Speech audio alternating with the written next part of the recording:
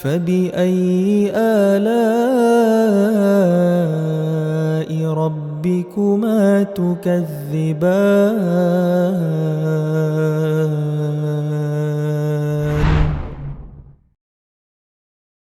بسم الله الرحمن الرحيم. السلام عليكم ورحمة الله وبركاته. إن الحمد لله نحمده ونستعينه ونستغفره ونعوذ بالله من شرور أنفسنا ومن سيئات أعمالنا. من يهده الله فلا مضل له ومن يضلله فلا هادي له. أشهد أن لا إله إلا الله وحده لا شريك له وأشهد أن محمدًا عبده ورسوله لا نبي بعد. اللهم صل على محمد وعلى آله وأصحابه أجمعين. أما بعد، jemaah sekalian yang insyaallah dirahmati Allah Subhanahu wa taala, kita lanjutkan kembali kajian tauhid. Kita masih berada di dalam doa yang berkaitan atau doa yang diajarkan oleh Rasul yang berkaitan dengan nama Allah At-Tawwab. Sebahagian makna doa ini atau awal daripada makna doa ini telah kita pelajari pada kajian yang sudah lewat, yaitu Allahumma alif baina qulubina wa aslih dhata bainana wa wahdina subulas salam. Ini sudah kita pelajari kemarin. Intinya kita memohon kepada Allah agar supaya hati-hati kita semua disatukan oleh Allah Subhanahu wa taala, diberikan Allah kepada kita rasa saling mencintai satu sama lain sesama orang yang beriman. Dan ini adalah merupakan nikmat yang sangat luar biasa. Dan kemarin kita sudah pelajari dua suku di Madinah, yaitu Yahudi, suku Aus dan Khazraj, itu berperang selama 125 tahun. Apa yang bisa mempersatukan mereka? Yang bisa mempersatukan mereka adalah Islam. Maka begitu Islam datang ke Madinah, mereka bersatu, dan itu adalah nikmat yang sangat luar biasa. Maka dari itu hal yang sangat prinsip dalam akidah kita antara lain adalah saling mencintai sesama orang-orang yang beriman. Kita saling mencintai, saling menyayangi. Kenapa? Karena dengan orang-orang yang beriman kita memperbaiki iman, dengan orang-orang yang beriman kita sama-sama beribadah. Nanti setelah mati pun dengan orang beriman ruh kita digabungkan. Nanti masuk surga kita bersama sahabat-sahabat kita yang beriman. Di surga pun kita adalah bersama orang yang beriman. Sahabat-sahabat kita yang dulu ketika di dunia adalah yang menjadi teman kita beribadah kepada Allah, seperti kita ini. Nah, tataplah wajah-wajah ini semua, inilah sahabat yang sesungguhnya. Dan kalau kita sudah mati, mereka yang datang untuk mengurus jenazah kita. Adapun ruh kita diurus oleh malaikat rahmat. Malaikat rahmat mengkafaninya. Malaikat rahmat memberikan wangi-wangian kepada ruh kita. Mereka membawanya kepada lapisan-lapisan langit sampai melewati lapisan langit yang ketujuh, yang akhirnya mereka membawanya ke Illiyin. Nah, di sini kita bertemu kembali dengan sahabat-sahabat kita yang sudah duluan mati dari kita. Nah, maka dari itu kemarin saya sampaikan bahwa minimal ada dua manfaat terbesar menuntut ilmu. Di majelis ilmu engkau memperbaiki diri, karena di majelis ilmu engkau mendapatkan ilmu. Yang kedua, di majelis ilmu lah engkau temukan sahabatmu yang sesungguhnya. Sahabatmu yang sesungguhnya itu engkau temukan di majelis-majelis ilmu. Maka dari itu Nabi SAW katakan, "Idza ra'aitum raudatum min riyadil jannah tamatta'u." Kalau kamu melihat ada majelis ilmu, maka mampirlah dengan senang hati, kata Nabi. Lalu apa itu raudatul jannah? Wa ma raudatul jannah ya Rasulullah? Apa itu taman surga di dunia ya Rasulullah? Nabi SAW menjawab, hilqatu az-zikr. Taman surga di dunia itu adalah majelis ilmu, kata Nabi. Lalu Nabi SAW mengatakan dalam doa ini, wa najjina minadh-dhulumati ilan nur.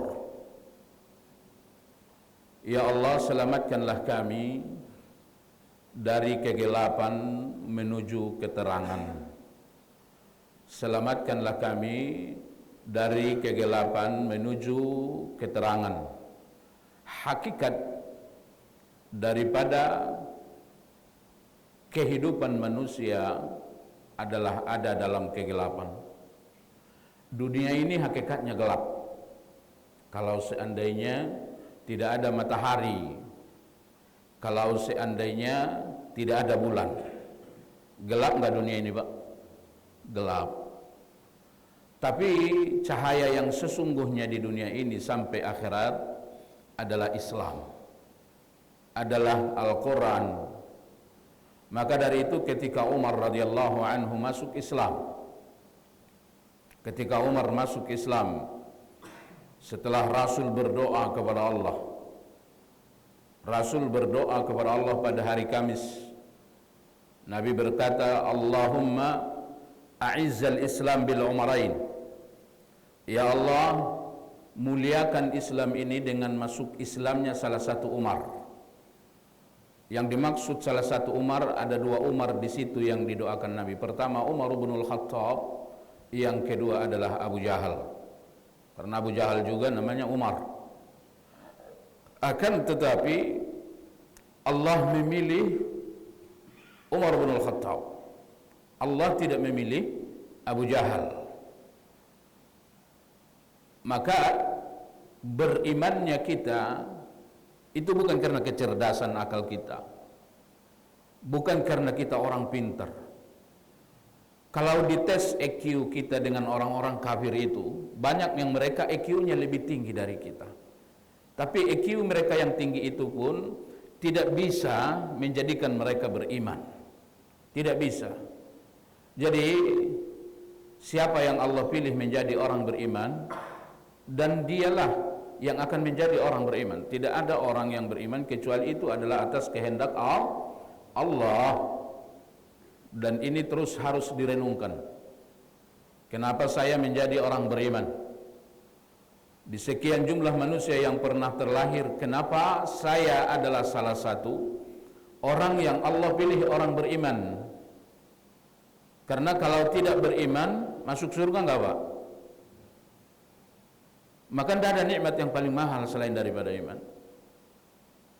Kalau saat ini Anda adalah orang beriman, alhamdulillah summa alhamdulillah, sampai saat ini Anda adalah orang yang Allah rencanakan masuk surga. Cuman permasalahannya bukan sampai sekarang aja. Apakah kita tetap menjadi orang beriman sampai mati? Kalau nanti kita mati dalam keadaan beriman, maka pasti masuk surga. Itu aqidah Ahlussunnah wal Jamaah. Maka dari itu Allah katakan, la tamutunna illa wa antum muslimun. Jangan sampai kalian mati kecuali dalam keadaan Islam. Jadi alhamdulillah kita Allah berikan nikmat yang paling mahal itu, yaitu iman. Dan ini adalah merupakan syarat masuk surga. Nah, lalu Allah memilih Umar bin Al-Khattab.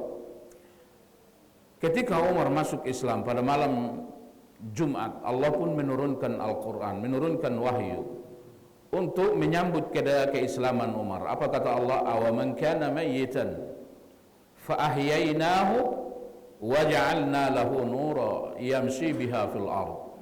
Bukankah tadi Umar itu mati, lalu aku hidupkan dia dan aku berikan kepada dia cahaya.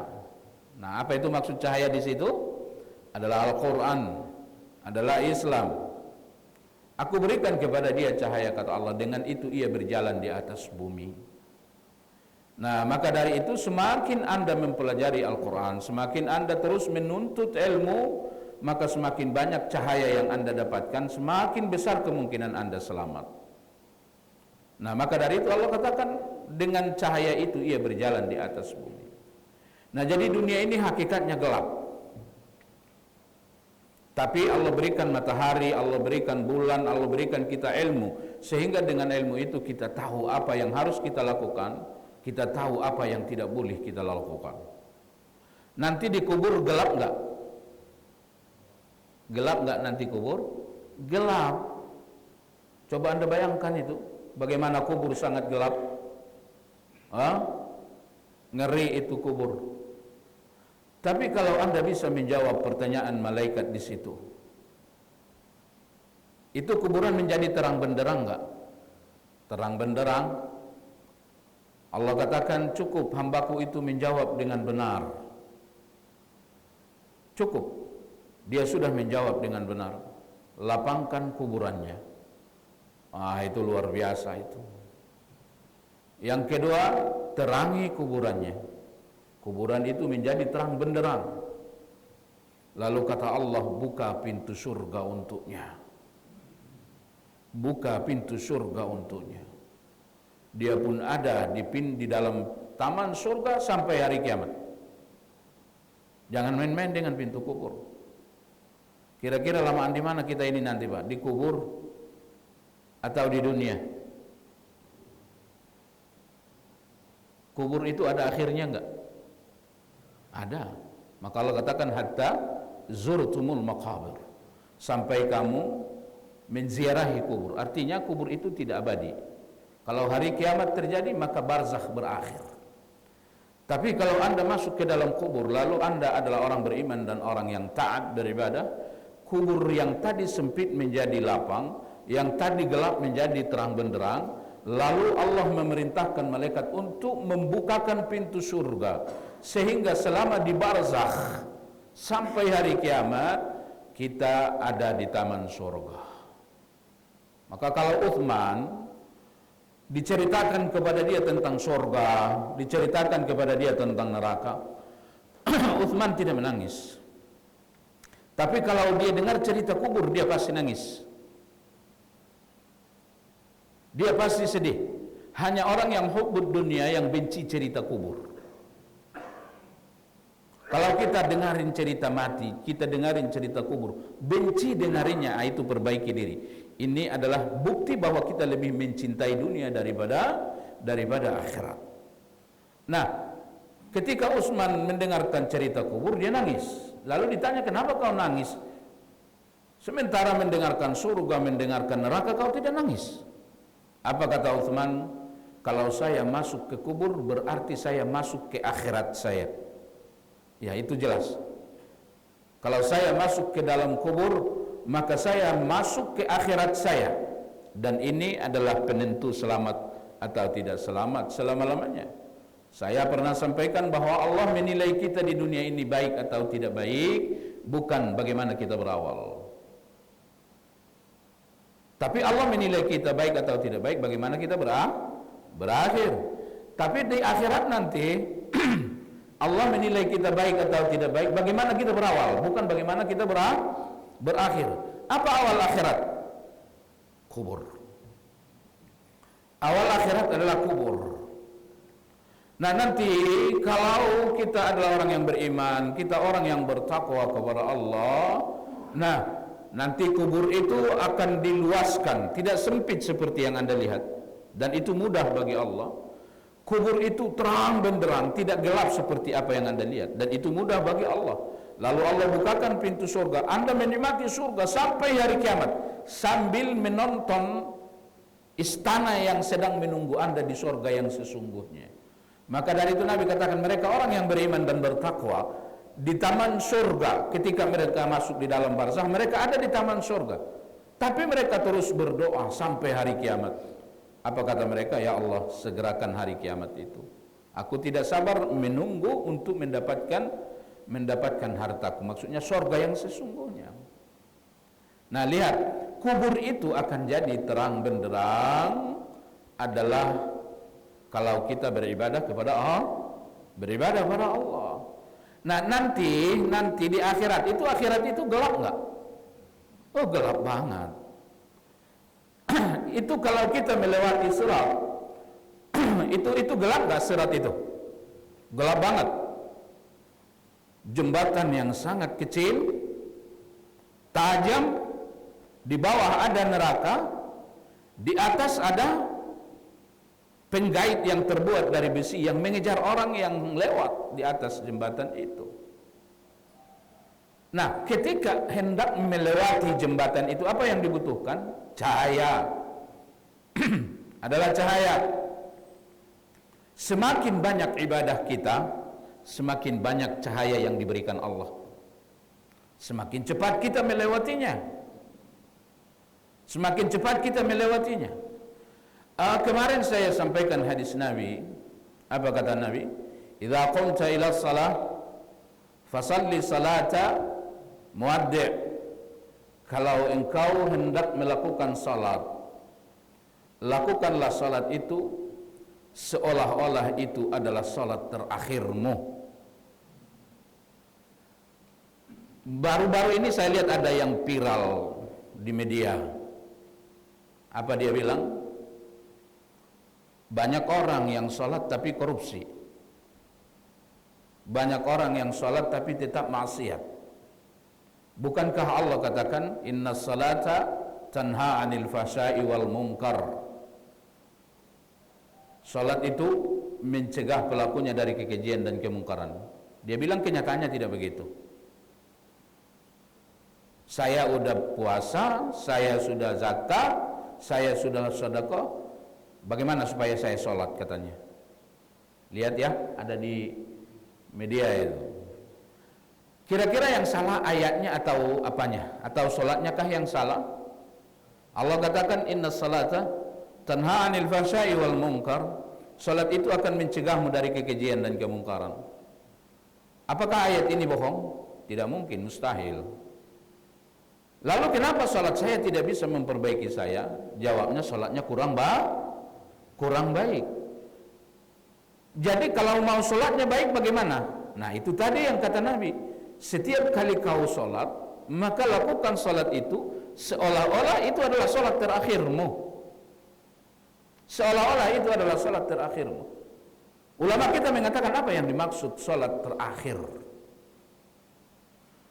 Kalau engkau hendak melakukan sholat, taruh itu Ka'bah di hadapan wajahmu. Taruh itu Ka'bah di hadapan wajahmu. Lalu surga ada di sebelah kanan. Neraka ada di sebelah kiri. Lalu dua kakimu, bayangkan dua kakimu sedang berada di atas sirat.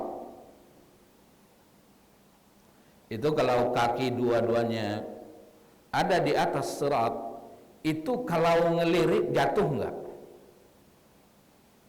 Jatuh enggak kalau kita ngelirik? Jatuh. Maka kemarin saya sampaikan juga hadis yang merupakan nasihat Yahya bin Zakaria. Kalau engkau sholat, maka jangan engkau melirik. Karena kalau kau melirik dalam sholatmu, Allah akan meninggalkanmu. Jadi bertentangan dengan tujuan sholat. Karena sholat ini adalah merupakan penghambaan, bentuk atau bukti penghambaan paling tinggi terhadap Allah adalah sholat. Tapi coba bayangin kalau kita sholat, Allahu Akbar, mata kita melirik ke sana, melirik ke sini. Sesuai enggak sholat ini dengan tujuan penghambaan tertinggi kepada Allah? Akan tetapi matanya lirik sana, lirik sini. Sesuai enggak? Enggak sesuai. Ini orang yang benar-benar tidak takut sama Allah. Tentara aja kalau dia apel di depan komandannya nggak berani ngelirik, Pak.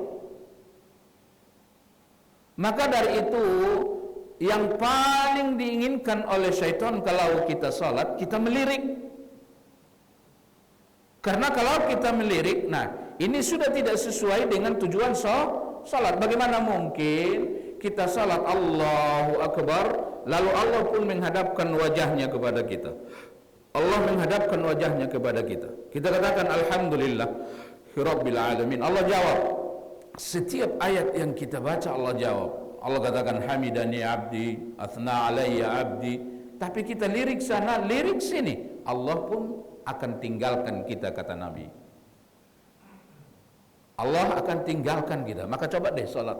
Paling susah menahan lirikan itu dalam salat. Saya kemarin udah udah ceritakan ya. Maka usahakan jangan pakai baju yang bergambar, yang bertulisan, yang membuat orang tidak bisa menahan lirikannya terhadap baju Anda nanti. Karena ini adalah merupakan tipu muslihat iblis. Kalau nanti Anda melirik, nah buyarlah konsentrasi. Buyarlah konsentrasi. Nah maka dari itu antara lain yang dimaksud, lakukan salat seolah-olah itu adalah salat terakhirmu. Ketika engkau berdiri melakukan salat, taruh itu Ka'bah di hadapan wajahmu, surga di samping kanan, neraka di samping kiri. Lalu bayangkan dua kakimu sedang berada di atas sirat. Lalu di belakang ada malakul maut. Dia mengatakan, ini adalah salat terakhirmu.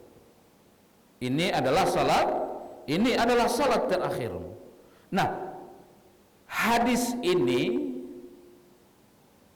adalah merupakan cara paling ampuh untuk menjadikan salat kita mutunya baik. Kalau orang bertanya bagaimana ya supaya salat saya khusyuk, bagaimana supaya bacaan-bacaannya benar, bacaan-bacaannya bisa saya jiwai, caranya bisa saya lakukan benar seperti apa yang dikatakan Nabi. Cara paling ampuh untuk itu, setiap kali engkau hendak melakukan salat, katakan pada hati Anda, bisa saja ini adalah salatku yang terakhir. Kalau Allah bilang tadi sebelum subuh, seandainya Allah bilang, Sianu berangkatlah salat, ini adalah salatmu yang terakhir, nanti zuhur kau tidak ikut lagi. Bagus enggak kira-kira salatnya? Nangis enggak kira-kira itu nanti salat? Mau enggak kira-kira meninggalkan zikir itu nanti? Enggak. Dan memang kita enggak bisa menjamin nanti zuhur kita masih ikut salat. Bisa ikut, bisa jamin? Enggak bisa, Pak. Enggak bisa.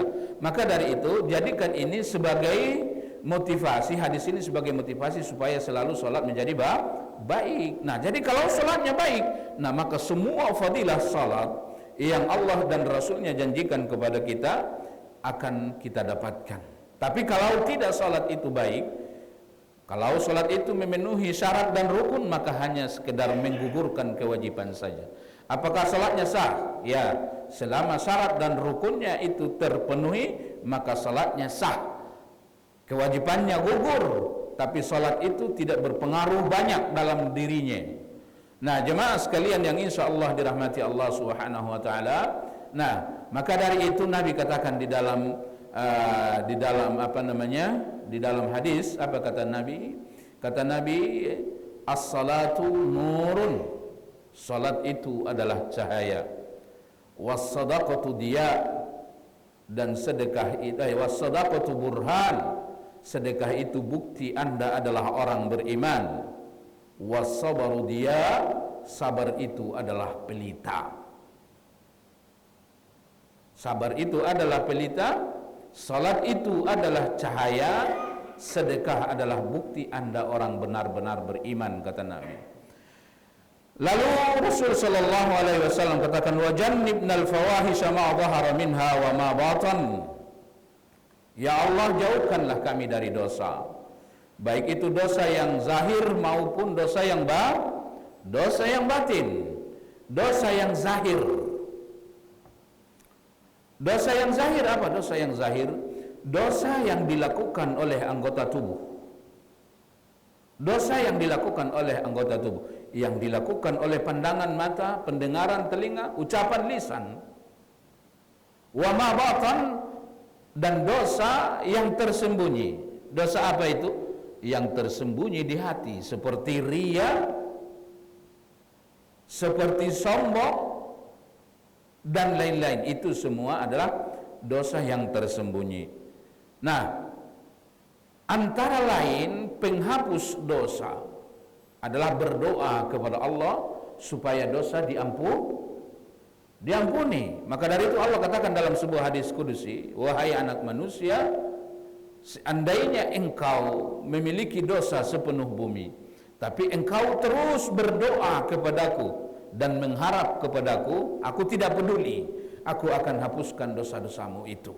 Maka banyak-banyak berdoa kepada Allah agar supaya dosa dihapuskan Allah. Maka dari itu di dalam doa ini kita diperintahkan, Nabi berkata, ya Allah, jauhkanlah aku dari dosa-dosa yang zahir maupun dosa-dosa yang batin. Karena tidak ada orang yang mampu menghindar dari dosa kecuali orang yang ditolong Allah. Tidak ada. Nah, bagaimana supaya kita bisa menghindar dari dosa? Harus mendapatkan pertolongan dari Allah. Kalau ingin mendapatkan pertolongan dari Allah supaya jauh dari dosa, bagaimana caranya? Beribadah dengan ikhlas. Beribadah dengan ikhlas. Semakin Anda terus beribadah dengan ikhlas, maka semakin Allah tolong Anda menjauh dari dosa. Yusuf alaihissalam, ketika Yusuf alaihissalam digoda oleh perempuan itu untuk berzina, kira-kira Yusuf pingin nggak? Pingin nggak, Pak? Pingin. Kadang-kadang kalau saya ingat cerita ini, pantas kalau Nabi katakan kita harus ridho pada setiap takdir. Apapun yang Allah sudah gariskan untuk menjadi takdir kita, ridho bahwa itu pasti terbaik. Nah, kadang kita melihat orang ganteng banget. Kenapa saya nggak gantengnya kayak dia? Kenapa saya hanya pas-pasan aja? Mungkin kalau Anda ganteng, Anda orang jahat. Mungkin kalau Anda ganteng, penzina. Yusuf itu karena gantengnya lah dia, maka dia masuk penjara, benar nggak? Dia kalau punya pas-pasan, wajah yang pas-pasan, nggak masuk penjara dia. Udah masuk penjara dia. Tapi karena dia ganteng, nah perempuan-perempuan pada datang. Sehingga perempuan yang tadi ingin berzina dengan dia. Luar biasa. Sehingga karena hebatnya godaan zina dari perempuan-perempuan. Coba bayangin, perempuan-perempuan itu ketika mereka melihat Yusuf lewat, istri menteri itu dicemooh teman-temannya, dicemooh oleh istri-istri menteri yang lain. Itu bodoh banget dia, pingin melakukan zina dengan pembantu. Ini perempuan berkata, dia kumpulkan semua perempuan-perempuan istri menteri. Cakep-cakep itu berarti orang-orang terhormat. Lalu dia suruh Yusuf keluar. Begitu Yusuf keluar, mereka yang sedang makan buah sambil mengupasnya, itu dia nggak sadar jari-jari mereka terpotong. Itu karena cakapnya Yusuf. Sehingga mereka mengatakan wa qulna hasya lillah wa qulna hasya lillahi ma hadza bashar illa malakun karim. Waduh, ini sih bukan orang ini. Ini bukan orang. Masya Allah, ini adalah malaikat. Nah, ini dalil kalau Anda melihat hal-hal yang agung, kalau Anda melihat hal-hal yang sangat terpuji, melihat ciptaan Allah yang sangat baik, itu ucapannya Masya Allah atau Subhanallah. Ini banyak kebalik ini. Dia lihat, oh ini cakep banget ini rumah cakep banget, baru lihat saya ini. Itu kita ucapkan Subhanallah atau Masya Allah?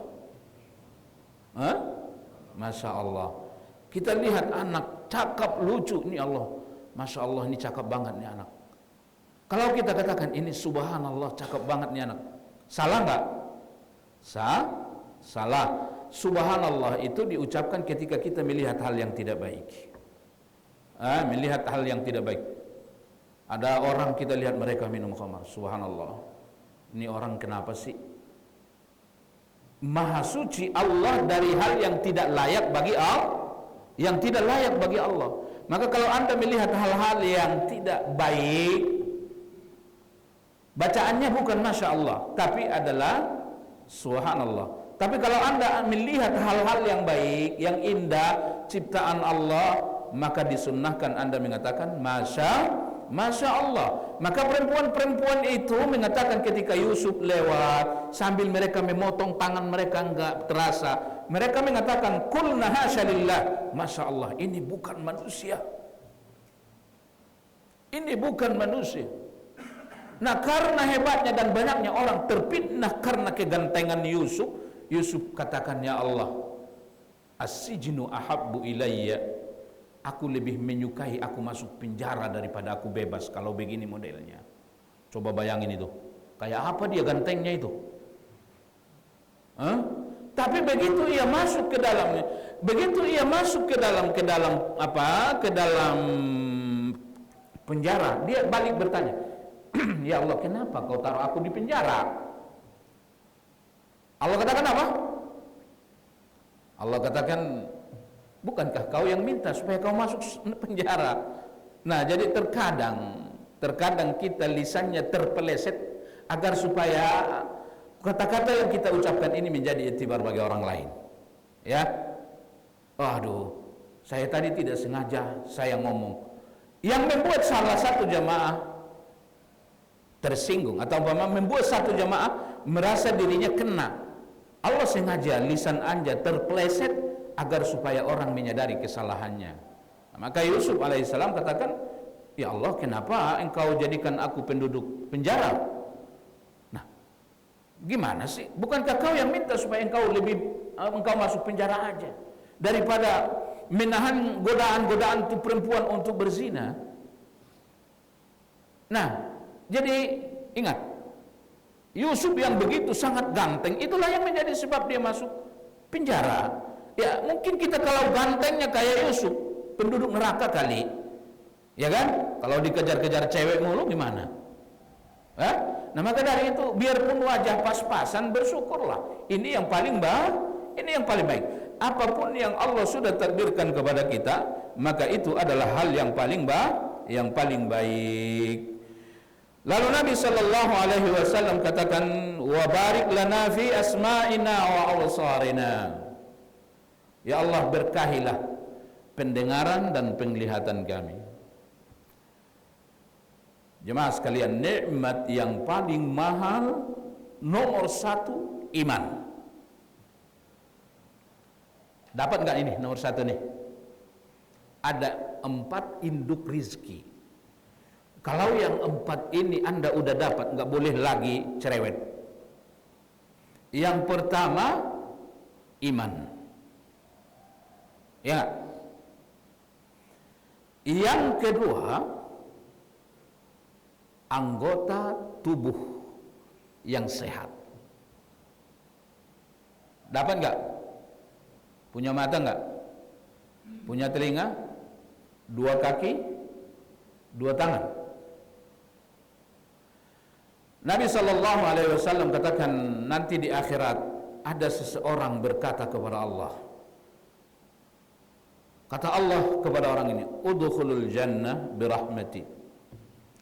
Masuklah ke surga karena kasih sayangku.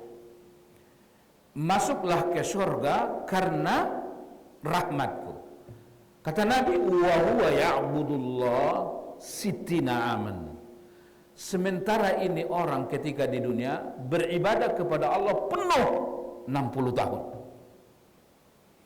Jadi kalau dihitung usianya 60 tahun penuh dengan ibadah, tidak ada yang kosong dengan selama 60 tahun. Lalu Allah katakan nama dia, udkhulul jannah, masuklah engkau ke surga birahmati, karena kasih sayangku, kata Allah. Lalu ini orang tersenyum. ya Rabbi ibadati, wahai Rabbku, sambil dia tersenyum, bagaimana dengan ibadahku yang 60 tahun itu? Bukankah karena itu saya masuk surga? Bukankah karena itu saya masuk surga? Bagaimana dengan ibadahku yang 60 tahun itu ya Rabbi? Allah katakan, malaikat-malaikatku sini. Malaikat datang, hitung ibadahnya yang 60 tahun itu, lalu hitung nikmat yang ia dapatkan lewat dua matanya. Apakah seimbang ibadah dia yang 60 tahun itu dengan nikmat yang ia dapatkan melalui dua matanya? Hitung, wahai malaikatku. Lalu orang itu tertawa, ya Rabbi birahmati, ya Allah, aku masuk surga karena kasih sayangmu, bukan karena ibadahku. Ayo, benar nggak yang dibilang orang ini? Kita beribadah 70-80 tahun penuh tanpa kosong dari ibadah. Kira-kira kalau hitung-hitungan sama Allah dengan mata aja, itu bisa dibayar nggak? Pak, kalau kita hitung hanya dua mata yang Allah berikan, tapi nikmat yang muncul karena dua mata ini bukan lagi jumlahnya triliunan, Anda pasti tidak bisa catat itu. Anda pasti tidak bisa hitung itu. Nikmat karena dua mata. Dengan dua mata Anda lihat mobil Anda, dengan dua mata Anda lihat rumah Anda, dengan dua mata Anda lihat istri Anda, dengan dua mata Anda lihat anak-anak, cucu-cucu, Anda lihat jalan, Anda bisa bekerja, Anda bisa ke mall, Anda bisa kondangan dan lain-lain. Dengan dua mata. Berapa kira-kira nikmat yang muncul karena dua mata? Nggak bisa dihitung. Maka dari itu Allah katakan, hitung ibadahnya yang 60 tahun itu, lalu hitung nikmat yang aku berikan kepada dia lewat dua matanya. Nah, kira-kira kalau nggak ada dua mata, bisa nggak hidup dengan baik? Nggak. Kalau tidak ada dua mata, banyak nikmat yang hilang nggak? Bapak nggak bisa kerja seperti sekarang kalau nggak punya dua mata. Nggak bisa. Ada orang yang tidak melihat, tapi baik-baik aja saya lihat. Apa yang dia dapat sehingga Anda melihat dia baik-baik saja, padahal dia tidak bisa melihat, atau mungkin dia tidak bisa bicara, atau mungkin dia tidak bisa dengar? Allah ganti penglihatannya itu dengan namanya sabar. Itu yang orang ngelihat itu, kalau nggak sabar, bunuh diri nggak itu? Bunuh diri nggak itu, Pak? Bunuh diri. Itu orang yang tidak bisa melihat. Kalau Allah tidak ganti kepada dia sabar untuk menggantikan semua nikmat yang akan lahir dikarenakan dua matanya, dia akan tidak bisa hidup, pasti itu. Sakit nggak sih? Nggak bisa. Punya dua orang tua Anda pernah lihat, punya istri Anda pernah lihat, punya rumah Anda pernah lihat, sakit nggak? Nah, itulah adilnya Allah, dikarenakan dia buta, lalu Allah berikanlah kepada dia sabar, sehingga semua baik-baik aja. Maka dari itu agama ini separuh sabar, separuh syukur. Maka Nabi katakan tidak ada pemberian Allah yang paling baik kepada seorang mukmin selain daripada sabar. Kalau Anda sabar bagaimanapun keadaan, itu baik-baik aja. Lihat, orang yang gak melihat saja karena dia sabar, baik-baik aja dia. Orang yang gak bisa ngomong, yang gak bisa dengar, karena dia sabar, baik-baik aja. Gak ada bedanya dengan kita, ya kan? Gak ada bedanya dengan kita. Nah, itulah pentingnya sabar itu. Jangan main-main dengan sabar. Maka kemuliaan Allah meletakkan kekuatan bagi setiap manusia tidak terletak di dalam fisiknya. Karena kalau terletak di dalam fisik kekuatan itu, semakin tua orang, semakin lemah dia fisiknya. Kekuatan yang sesungguhnya, yang hakikat kekuatan itu apa? Allah taruh di dalam hati setiap orang yang bernama adalah sabar. Coba bayangin, nggak bisa lihat. Maka dari itu Allah katakan, alam naj'al lahu 'ainain wa lisanan wa syafatain. Bukankah aku sudah berikan kalian dua mata? Dan bukankah aku sudah berikan kepada kalian satu lisan, dua bibir?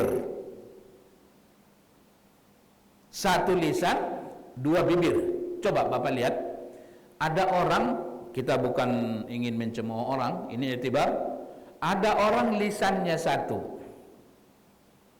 dan Allah bikin dua bibir, tapi satu bibirnya sobek. Bisa nggak dia bicara dengan normal? Bisa nggak? Nah, maka dari itu hati-hati dengan lisan. Jemaah sekalian, Imam Ibnul Qayyim Al-Jauziyah rahimahullah katakan, dia menulis sebuah kitab yang bernama Madarijus Salikin. Kata beliau, iyyaka na'budu, ya Allah, hanya kepadamu aku beribadah. Kalimat iyyaka na'budu, hanya kepadamu aku beribadah, semua ibadah yang disebutkan iyyaka na'budu itu adalah 15 cabang. Adalah 15 cabang. Jadi semua ibadah itu hanya 15 cabang. 5 ditaruh di hati. Ada ikhlas, ada khauf, ada hub, dan lain-lain. 5 ada di dalam hati. Itu kalau dijabarkan luar biasa. Kita nggak bisa menjabarkan itu. 5 lagi ada di lisan. Jangan main lisan ini, anggota paling kecil ini. 5 lagi ada di anggota tubuh yang lainnya. Itu letak ibadah. Semua ibadah. Nah, lihat. Amal yang terbaik. Amal yang terbaik. Atau amal dikarenakan lisan yang paling baik. Apa? Coba. La ilaha asyhadu an la ilaha illallah. Anda kalau enggak ucapkan ini masuk surga enggak? Ada orang, kita lihat ada orang, dia bilang Islam itu benar. Saya yakin bahwa agama paling baik adalah Islam. Saya yakin itu. Tidak ada salahnya itu Islam. Saya yakin. Tapi dia enggak ucapin asyhadu an la ilaha illallah wa asyhadu anna muhammadar rasulullah. Dia tidak ucapkan dengan lisannya. Masuk surga enggak dia? Masuk surga enggak? Enggak. Contohnya siapa? Dalilnya apa? Abu Talib. Abu Talib mengatakan tidak ada agama yang paling benar yang pernah muncul ke atas bumi ini kecuali yang dibawa oleh keponakanku itu. Tidak ada. Saya yakin dia benar, agama yang dia bawa adalah itu agama yang benar.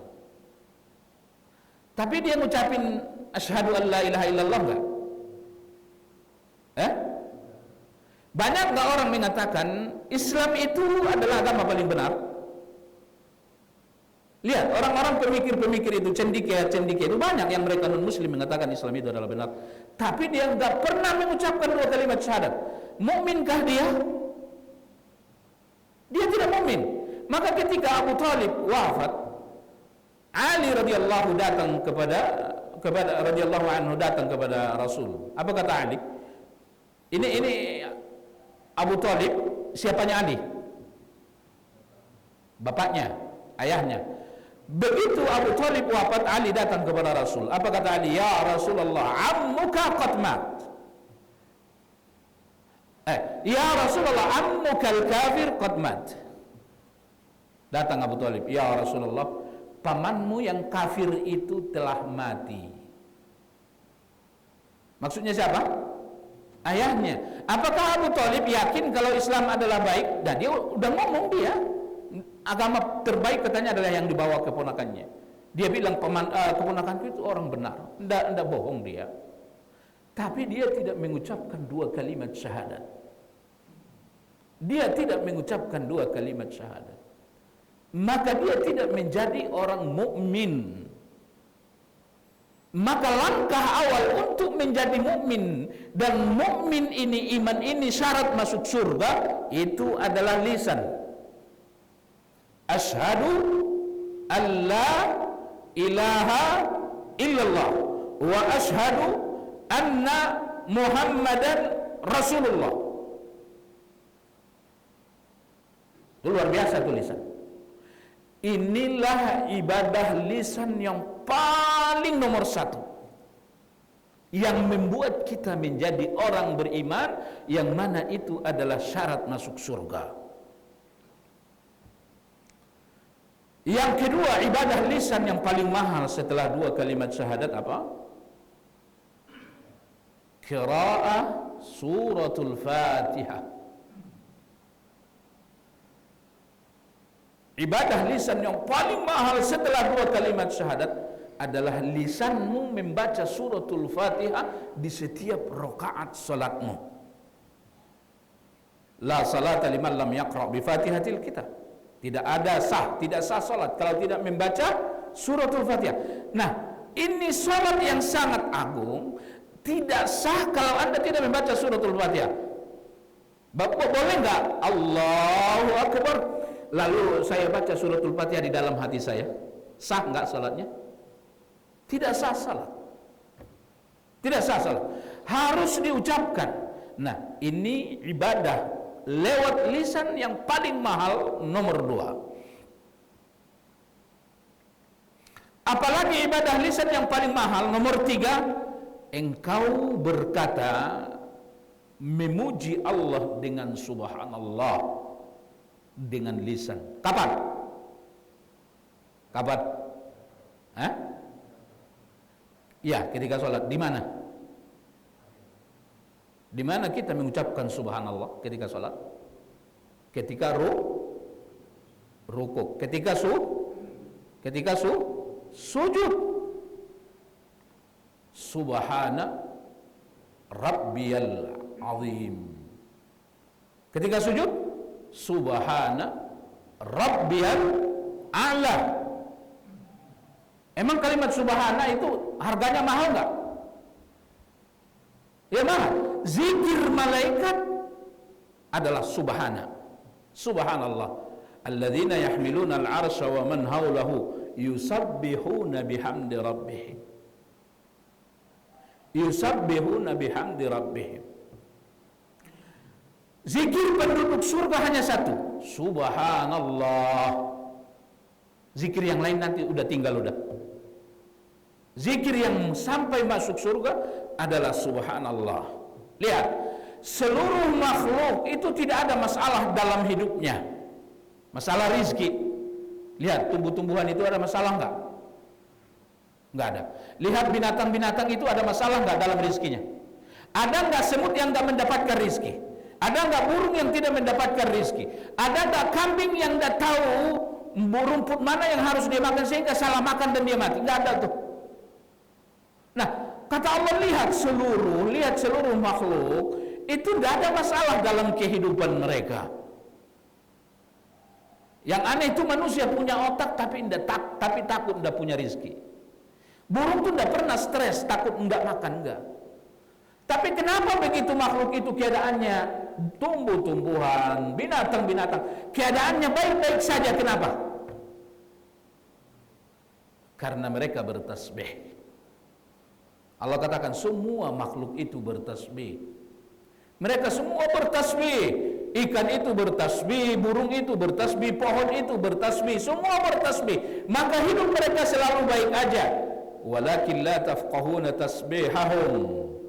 Akan tetapi kamu enggak tahu bagaimana cara mereka bertasbih. Lihat, Yunus masuk ke perut ikan. Ini masalah yang sangat besar. Ikan itu ada di dasar laut. Mana logika yang mengatakan dia akan selamat? Enggak ada.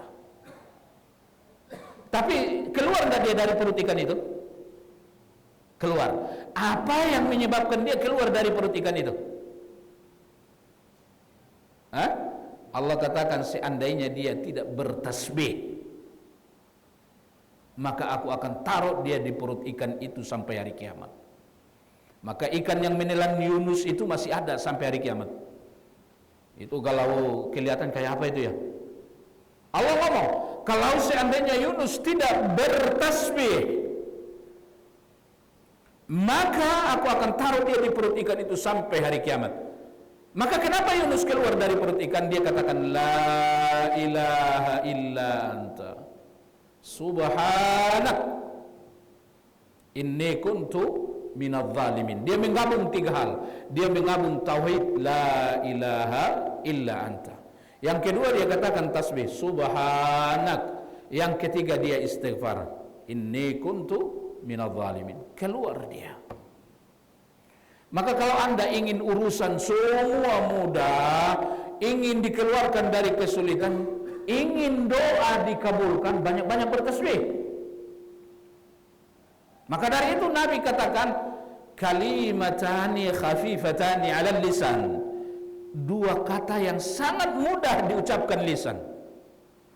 Thaqilatani fil mizan. Nanti kalau ditimbang di akhirat pahalanya sangat berat. Habibatani 'alar rahman. Sangat dicintai Allah yang Maha Rahman. Lihat, Allah, Nabi tidak katakan habibatani 'alallah, tidak.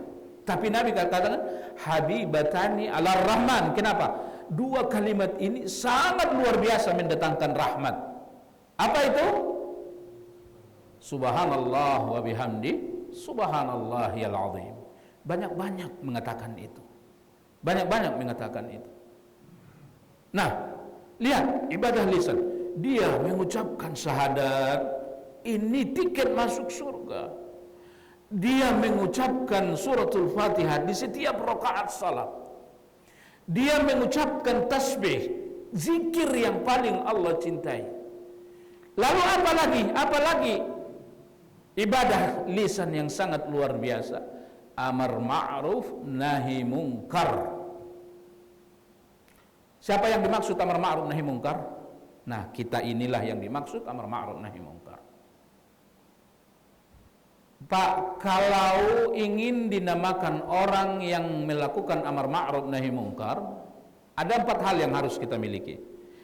Bisa ngajarin agama nih.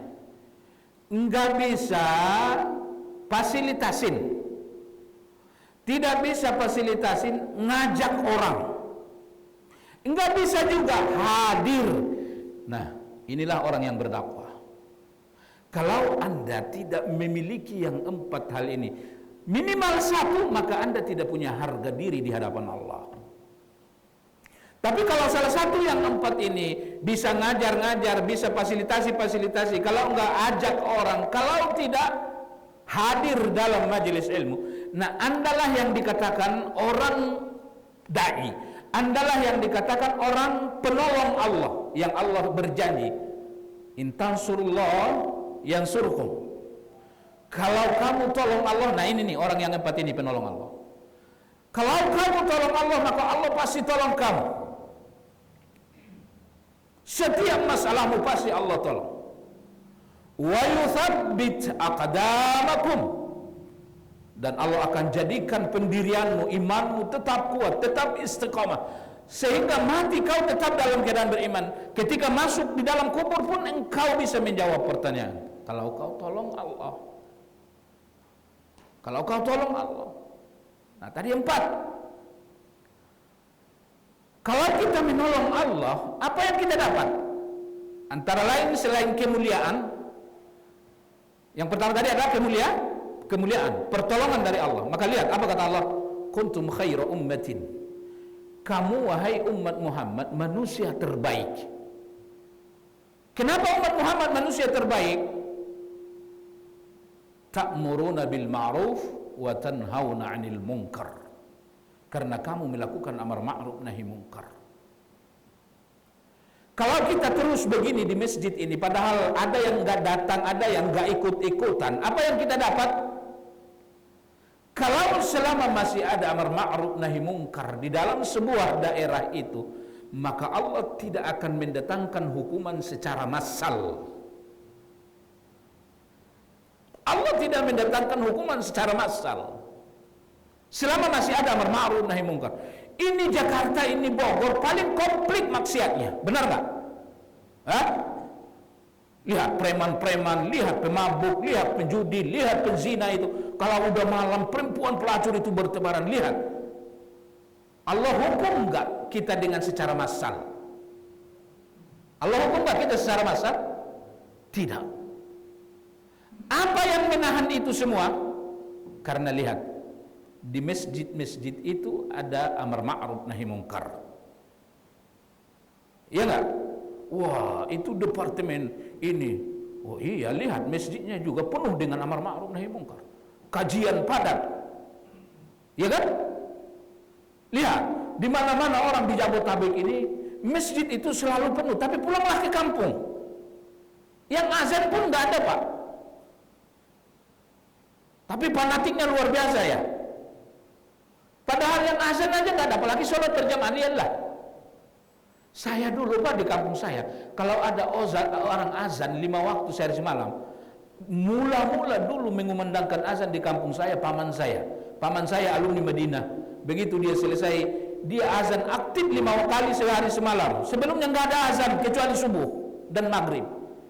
Lalu orang mengatakan paman saya Muhammadiyah. Kenapa dia dikatakan Muhammadiyah? Adalah tuduhan yang pertama karena dia azan setiap waktu. Coba deh. Jadi mungkin kita bertanya, ini Jakarta ini luar biasa maksiatnya, pelacur ini itu, orang yang ini itu, orang ini itu, di Bogor juga begitu. Tapi alhamdulillah baik-baik aja. Apa itu yang menjadi penyebabnya? Karena di Jabodetabek ini masih, lihat, di Indonesia ini paling hebat amar ma'ruf Jabodetabek. Paling banyak taklim Jabodetabek. Di mall aja ada taklim, Pak. Maka multahadah jangan kalah loh. Di mall, lihat. Di mall ada taklim. Luar biasa ya. Di kantor-kantor ada taklim. Nah, inilah yang menahan azab Allah secara massal. Nah, Nabi katakan, ibarat kalian dengan amar ma'ruf seperti kalian pergi menyeberangi lautan, lalu kalian semua naik ke atas kapal laut, kata Nabi. Lalu kapal itu bocor di bawah. Sementara orang ada di tingkat pertama, tingkat kedua, tingkat ketiga. Lalu kapal bocor, semua udah tahu kapal bocor. Lalu ada satu orang yang berada di tingkatan ketiga, dia turun ke bawah sambil menambal bocor itu, sehingga selamatlah yang satu kapal itu. Padahal hanya satu yang berbuat untuk menambal kapal. Nah, jadi kalau kita melakukan taklim seperti ini, artinya yang kita dapatkan, antara lain hikmah yang kita dapatkan, fadilah yang kita dapatkan dengan amar ma'ruf nahi mungkar ini adalah akan menahan azab secara massal untuk daerah kita. Yang kedua, yang kita dapat kalau kita amar ma'ruf nahi mungkar seperti ini adalah doa-doa akan dikabulkan. Maka semakin Anda amar ma'ruf nahi mungkar, maka semakin dikabulkan doa Anda. Akan semakin dikabulkan doa Anda. Tapi kalau sudah tidak ada lagi amar ma'ruf nahi mungkar di daerah itu, kata Nabi, maka doa orang di situ pun Allah tidak terima lagi. Nah, itulah mulianya amar ma'ruf nahi mungkar. Nah, amar ma'ruf nahi mungkar itu dengan apa? Adalah awalnya dengan lisan. Nah, jadi jemaah sekalian, maka dalam doa ini Nabi SAW katakan, Allahumma barik wa barik lana fi asma'ina wa absarina wa qulubina. Ya Allah, berikanlah keberkahan dalam pandangan mataku, berikan keberkahan dalam pendengaranku, berikan keberkahan dalam hatiku. Artinya apa? Agar supaya anggota tubuh ini melakukan hal-hal yang baik-baik saja, sehingga nanti di akhirat dia bisa dipertanggungjawabkan. Sebagaimana yang kita ketahui dari hadis Nabi, bahwa kata Nabi nanti yang paling pertama untuk ditanya Allah di akhirat adalah salat. Adalah salat. Yang kedua, anggota tubuh. anggota tubuh. Ini anggota tubuh dimanfaatkan untuk apa? Ini anggota tubuh dimanfaatkan untuk apa? Nah, lihat sekarang ada HP. Kita lihat HP dengan apa? Dengan mata. Ini HP dimanfaatkan untuk apa? Untuk lihat film-film porno. Ini aplikasi ini datang sendiri. Tidak bisa dibendung ini. Ataukah HP ini Anda manfaatkan untuk amar ma'ruf nahi mungkar? Hah? Insya Allah amar ma'ruf nahi mungkar ya Pak. Dia tahu kebenaran, dia share, dia punya HP, lalu dia share di sini ada pengajian, ayo. Nah ini luar biasa. Jangan karena Anda punya HP, lalu Anda bisa melihat semua paha perempuan. Bagaimana nanti pertanggungjawabannya di hadapan Allah? Itu adalah karena mata yang tidak berkah. Nah, jadi di dalam penggalan doa ini, kalimat ini kita memohon kepada Allah agar supaya nikmat yang sangat mahal yaitu anggota tubuh bisa mendatangkan keberkahan, bukan mendatangkan dosa kepada Allah Subhanahu wa taala. Masih ada sisa doa, kita lanjutkan insyaallah pada kajian berikutnya. Ada pertanyaan silakan. Ya.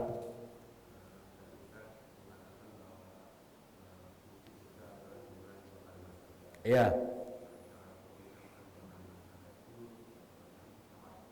Kenapa?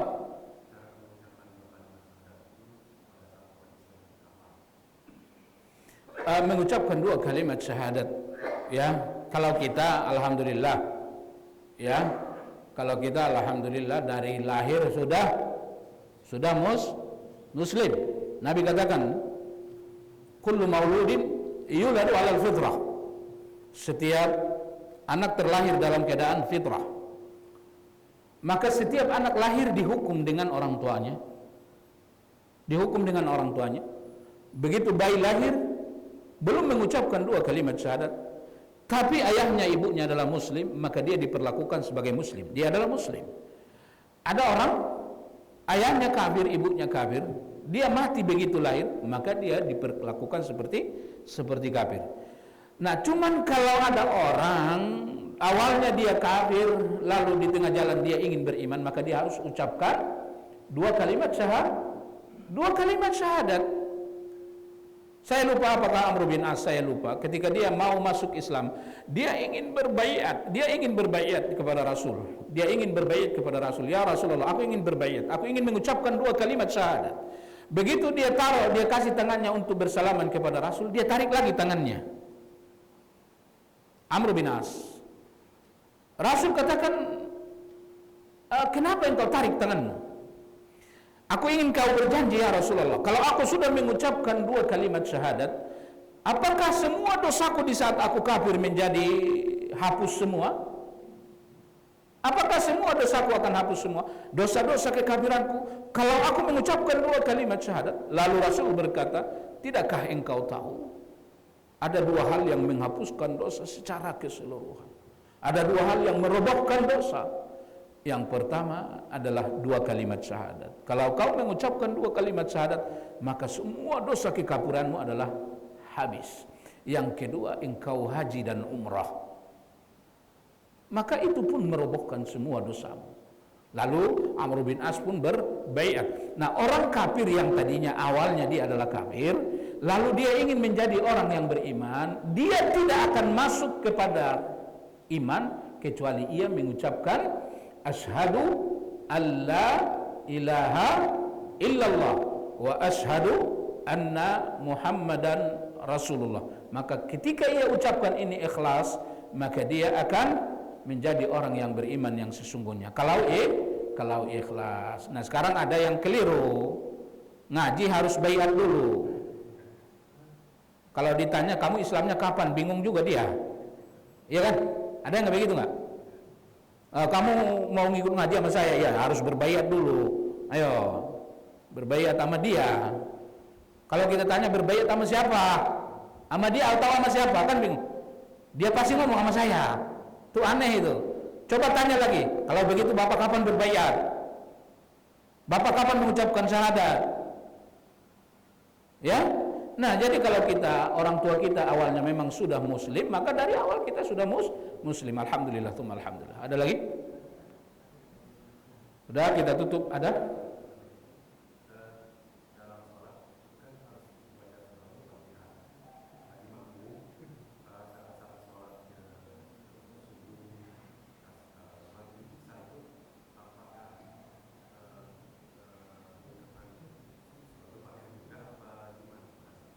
Khilafiyah ulama, apakah suratul Fatihah tetap dibaca kalau kita berjamaah dalam salat jahar? Sebagian mengatakan tetap harus dibaca, termasuk Imam Bukhari. Mengatakan tetap harus dibaca. Sebagian ulama mengatakan tidak mesti lagi dibaca. Ini namanya khilafiyah tanahu.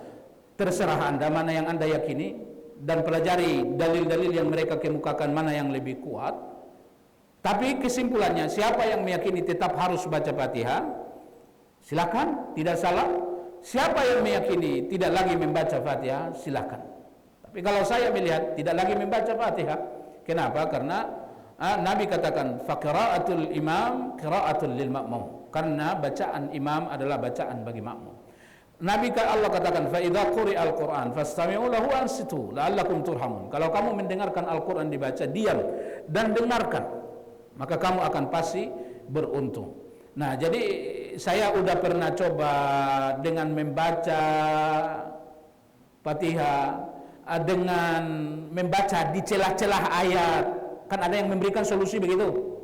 Seperti Imam Bukhari mengatakan ketika imam mengatakan qul huwallahu ahad, alhamdulillahirabbil alamin, Allahus samad, Ar-Rahmanir Rahim. Jadi baca Fatihah itu di celah-celah ayat yang dibaca oleh imam. Itu semua tetap tidak membuat kita khusyuk dalam sholat, tetap tidak nyaman. Yang paling selamat kalau kita sholat berjamaah, lalu imam membaca ayat, diam, dengarkan ayat itu, renungkan ayat itu, dan tidak perlu lagi membaca suratul Fatihah. Tentunya di 2 rakaat yang pertama. Adapun yang lainnya tetap wajib membaca suratul Fatihah, ya. Mudah-mudahan ada manfaat. Kita tutup dengan kafarah majelis. Subhanakallahumma wa bihamdik asyhadu an la ilaha illa anta astaghfiruka wa atubu ilaik. Assalamualaikum warahmatullahi wabarakatuh.